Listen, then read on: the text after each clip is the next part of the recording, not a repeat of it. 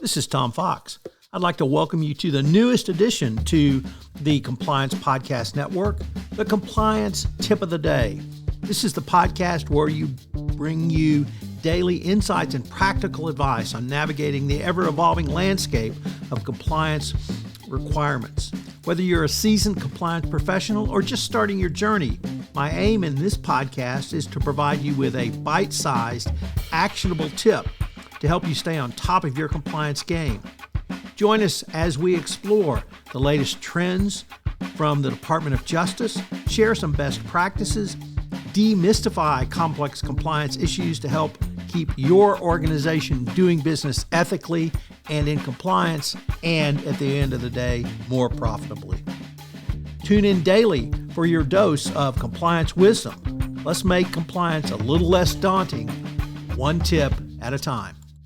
Now a word from the sponsor of the Compliance Podcast Network, Ethico. In compliance, the value of anonymous reporting is undeniable. But with Ethico, anonymity doesn't mean a loss of connection. Our blinded, two-way communication fosters an environment of trust and confidentiality, encouraging open and honest dialogue.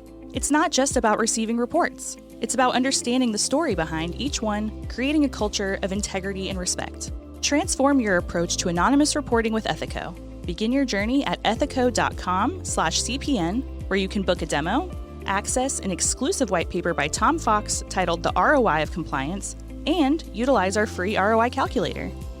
In today's Compliance Tip of the Day, we consider how your investigative triage can actually drive your corporate culture.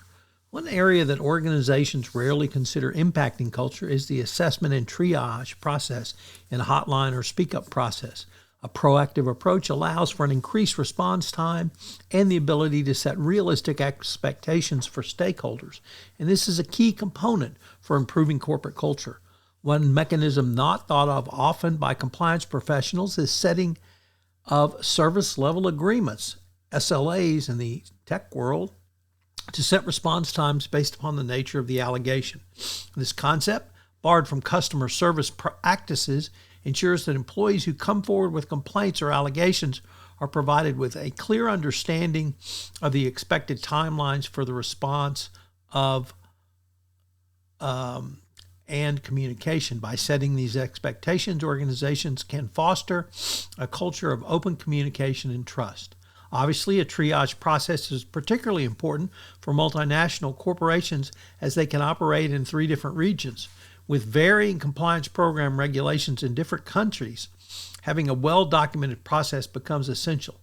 It allows compliance departments to navigate the complexities of compliance programs and investigations, ensuring consistency and adherence to local laws. It is important to recognize the trade-offs involved in balancing different factors when implementing a triage process and technology in organizational compliance. While efficiency and speed are crucial, organizations must also consider the need for thorough investigations and the protection of employee rights. Striking that balance requires careful consideration and ongoing evaluation of your process. The triage process and technology play a vital role in promoting your overall corporate compliance programs. By proactively assessing and triaging complaints and allegations, organizations can increase response time and set expectations for stakeholders. It is important to consider the impact on employee rights and the need for thorough investigations when making decisions about the importance of your triage process and technologies going forward. As I said at the start of this episode, this is not something that compliance professionals really focus on, but think about how every step in the investigative process can help. As you know, this month's sponsor of the Compliance Podcast Network, including this podcast, is Ethico. Have you ever wondered about the ROI of your compliance program or had concerns with presenting budget proposals to your CFO? Well, I partnered with Ethico to write a white paper on the ROI of compliance and how you can think through compliance as an investment strategy. Ethico has put together a ROI calculator for you. Check them out on the website. This is Tom Fox again. This new podcast, Compliance Tip of the Day, will appear daily. And frankly, it's one of the most requested topics for a podcast that I get on a regular basis. It's going to be short and sweet with one tip with some takeaways that you can utilize to implement into your compliance program. If you've got a question that you would like a tip on, please submit them through our website, and we will use them in an upcoming episode.